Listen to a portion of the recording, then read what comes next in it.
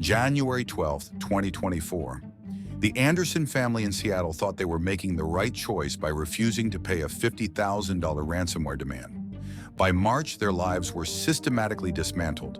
Their smart home system hacked, their financial accounts drained, and their personal data scattered across the dark web. But what made this case different from typical ransomware attacks was the attackers' methodical, psychological warfare that followed, transforming standard cyber extortion into what the FBI's cyber division now calls the Anderson Protocol, a new category of hybrid cyber-physical threats that has since been documented in 14 similar cases across the country.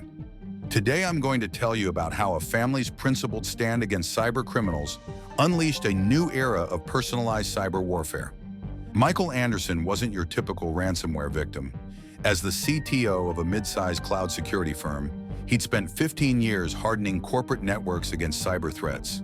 His home network was a testament to his expertise: segmented VLANs, enterprise-grade firewalls, and a strict policy of network isolation for IoT devices. His wife, Sarah, a privacy attorney, shared his security-conscious mindset. Their teenage children grew up understanding concepts like two-factor authentication and password managers better than most adults. The attack began subtly. On January 3, 2024, their Nest thermostat started showing minor glitches, temperature readings that didn't match reality, and occasional offline status despite stable internet connectivity. Michael initially attributed this to routine IoT quirks. But when their Ring doorbell system began capturing phantom movements at 3 a.m. and their smart lighting system developed a mind of its own, he suspected something more sinister. A deep scan of his network revealed the first signs of compromise. Hidden within the firmware of their smart home hub was a backdoor that didn't match any known malware signatures. The code was elegant, almost artistic in its efficiency. It used a novel form of command and control that piggybacked on legitimate IoT traffic. The full scope of the compromise became clear on January 10th, when every screen in their house, from smartphones to laptops, displayed the same message: "Your life is now our playground. $50,000 in Monero. You have 48 hours." Below the message was a detailed manifest of their personal data: financial records, private communications, Sarah's confidential case files, their children's social media activity, everything. Michael's initial analysis revealed that the attackers had exploited a zero-day vulnerability in their smart home hub's update mechanism. The malware was unlike anything he'd seen in his professional career. It adapted to defensive measures in real time, almost as if it was learning from each attempt to remove it. Given Michael's position in the cybersecurity industry, paying the ransom wasn't just about money, it was about principle. He had always advocated against negotiating with cyber criminals, arguing that paying ransoms only fueled the cycle of attacks. Sarah, with her legal background, supported this stance. They decided to fight back. The first 48 hours after refusing payment seemed to validate their decision. Working with a team of colleagues from his security firm, Michael isolated compromised devices, rebuilt systems from secure backups, and documented everything for law enforcement. They even managed to trace part of the attackers' infrastructure to a series of compromised servers in Eastern Europe. However, on January 15th, the attack evolved in ways that would redefine the cybersecurity community's understanding of ransomware threats. The family's restored devices began displaying personal messages that proved the attackers had far deeper access than initially suspected. Their 16-year-old daughter, Emma, received screenshots of private conversations she'd had in her bedroom, captured through her supposedly secure laptop camera. Their 14-year-old son, Jake's gaming console started playing audio recordings of his online gaming sessions from months ago. The psychological warfare escalated. The attackers demonstrated an intimate understanding of the family's routines and relationships. They sent Sarah's confidential client communications to opposing counsel in her active cases. Michael's corporate credentials were used to trigger false security alerts at his company, causing chaos and damaging his professional reputation. The family's smart home system became a weapon against them, in what would later be termed gradient psychological torture by FBI analysts. The attackers orchestrated a campaign of subtle environmental manipulation. By late January, the Anderson family's digital life was in shambles. Their bank accounts showed unexplainable transactions that somehow passed all security checks. Their credit scores plummeted as new accounts were opened and maxed out in their names. But what truly broke them was the impact on their children. Emma withdrew from school after intimate details from her diary appeared on her social media accounts. Jake developed severe anxiety after his gaming accounts were repeatedly compromised, with the attacker using his identity to harass his friends. The case took an even darker turn when the family discovered their medical records had been modified. Subtle changes were made to their prescription information and allergy records in their healthcare provider system. While no harmful changes were actually executed, the message was clear. The attackers could escalate from digital to physical harm at any time. Law enforcement's investigation revealed something unprecedented. The attackers' infrastructure wasn't just sophisticated, it was adaptive. Every attempt to track them triggered automated responses that obscured their trail further. The breakthrough came from an unexpected source. A routine log analysis by one of Michael's colleagues revealed that the attack's initial compromise hadn't occurred in January at all.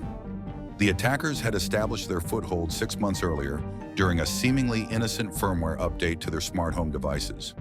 By February 2024, the Anderson case had caught the attention of the cybersecurity research community. Analysis of the malware revealed an evolution in ransomware tactics that would soon be replicated in attacks across the country. The attackers' patience and methodology were unprecedented. Traditional ransomware operators typically focus on quick payouts, but this group demonstrated what Sands Institute researchers would later call long-term strategic exploitation. Dr. Rachel Chen, a cyber psychology researcher at MIT, conducted an in-depth study of the Anderson case. Her findings revealed a disturbing pattern. The attackers had created a detailed psychological profile of each family member through months of surveillance. They knew that direct threats wouldn't work on Michael and Sarah, so they instead exploited their greatest weakness, their children's well-being. The Anderson attack wasn't an isolated incident. It was a proof of concept. The attackers had developed a scalable methodology for turning smart homes into psychological weapons. By March, the toll on the Anderson family became unbearable. Sarah's law practice was effectively destroyed after clients lost confidence in her ability to protect sensitive information. Michael was placed on administrative leave pending an investigation into the security breaches at his company. The children required counseling to deal with the trauma of their privacy violations. The family finally reached their breaking point when the attackers demonstrated their ultimate power play. During a family therapy session, the therapist's computer suddenly displayed a real-time transcript of their private conversation, along with annotations predicting each family member's next response with disturbing accuracy. The message was clear: there was nowhere they could hide. This incident marked a turning point in the case. The FBI's cyber division, working with international partners, launched Operation Dark House, a coordinated effort to identify and dismantle the infrastructure behind these attacks. What they discovered sent shockwaves through the intelligence community. The attack infrastructure wasn't just technically sophisticated, it was a glimpse into the future of cyber warfare. The attackers had created what one NSA analyst described as living malware, code that could adapt and evolve based on its victims' responses. Each failed attempt to remove it made it stronger and more entrenched in the target's digital life. Further investigation revealed connections to a series of similar attacks against high-profile targets in the cybersecurity industry. The Anderson attack was part of a larger campaign dubbed Operation Hubris by the attackers themselves. The goal was to expose the false sense of security among those who considered themselves too knowledgeable to be victims. The case took an unexpected turn when researchers discovered a hidden message in the malware's code. Embedded within its encryption algorithms was a manifesto, written in a style that suggested the attackers were former cybersecurity professionals themselves. They described their campaign as a necessary wake-up call for an industry that had become complacent about personal security. By April 2024, the Anderson family's story had become a watershed moment in cybersecurity. Their experience led to the development of new incident response protocols specifically designed for attacks targeting smart home ecosystems. The term Anderson Protocol became industry shorthand for sophisticated, psychologically oriented cyber attacks that blur the line between digital and physical security. The aftermath of the attack continued to ripple through the cybersecurity community. At Black Hat 2024, 3 separate research teams presented analyses of the malware used against the Andersons.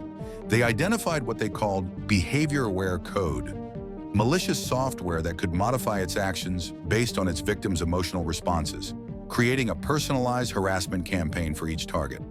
The family's experience led to significant changes in how the industry approached smart home security. Major manufacturers began implementing panic mode features in their devices, emergency protocols that could quickly isolate and shut down compromised systems without disrupting essential functions. The concept of psychological security auditing emerged, focusing on how connected devices could be weaponized for emotional manipulation. As for the Andersons, their story didn't end with the attack. In May 2024, Michael launched a cybersecurity consulting firm specializing in protecting high-profile individuals from sophisticated cyber-psychological attacks. Sarah transitioned her law practice to focus exclusively on cases involving digital harassment and privacy violations. Their children, though still dealing with the trauma, became advocates for digital privacy awareness among their peers. What do you think? What was the real motive behind all this? Share your thoughts in the comments section, and don't forget to subscribe to the channel.